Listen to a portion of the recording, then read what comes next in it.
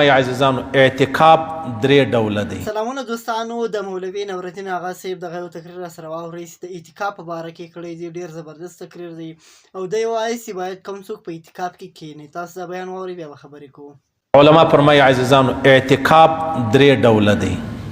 یو واجب دی، بل سنت دی او بل نفل دی. واجب دی ته ویل کېږي یو سړی راولاړ سي وایي یاره که زما پلانی کار وسو زه 3 ورځې په اعتکاف کې کښېنم، نو بیا چې د ده کار وسلو پر ده بیا د اعتکاف واجب دی، سره د دې روزه به هم ورسره نیسي. پوه سواست؟ دې ته نظر ویل کېږي. دویم چې دی هغه سنت دی چې پیغمبر علیه صلات وسلام مبارک کله مدینې شریف لره رالی، د اخرنۍ 10 ورځې پیغمبر علیه صلات وسلام په اعتکاف کې کښېنستی. په دغه اعتکاف کې پیغمبر علیه صلات وسلام ذکر او فکر چې دی هغه کوئ. نو زما او ستا دپاره هم د هغه خبره ده چې چیرې یو مسجد دی 5 وخت لمونځ په جومات پکې کېږي، د لارې مسجد نه چې نه ملا لري نه مؤذن لري نه مطلب مقتدیان لري، یا هلته چې چیرې جومات لمونځونه کېږي پر دغه علاقې والا باندې بیا یو سړی کښېنستل دا 10 ورځې په اعتکاف کې دا سنت دی او سنت کفایي دی. کفایي څه معنا؟ کفایي دا معنا که په دې مسجد کې هیڅوک نه کښېنستی د دې ټولې محلې والا غاړې ورباندې بندې دي، یو سړی به لازمي کښېني. او د بده مرغه دا خبره موږ ملایانو ته سپارلې ده چې مولوي صاحب ته به په اعتکاف کې کښېنې. ولې؟ وایي ته مولوي صاحب یې. نو د مولوي صاحب دا ګناه د مولوي صاحب ده که د ټولې محلې والا ده؟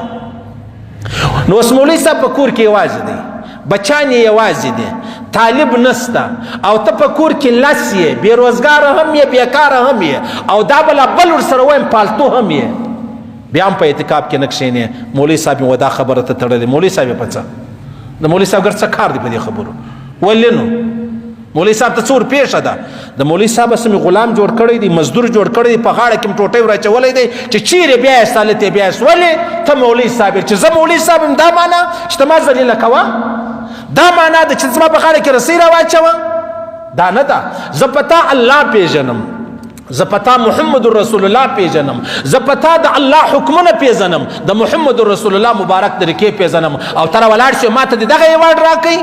داسې به نه کوئ. پښتانه خو هسې بد خلک دي، ستړې الله پر راوستلې ده. هغه کې یوه لویه بنیادي وجه دا ده چې د خپلو علماو سره هغه سلوک نه کوي چې کوم د دین سره څوک کوي. د دین زده کړه پر ما او تا فرض ده.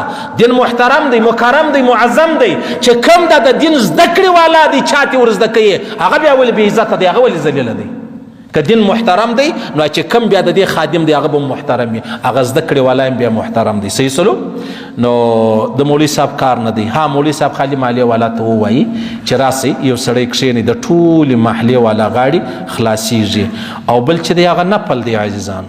نفل بیا دې ته ویل کېږي یو سړی وایي یاره زه دا 10 ورځې ټیم نه لرم، زه د اخري 10 ورځې د روزې زه دا ټیم نه لرم.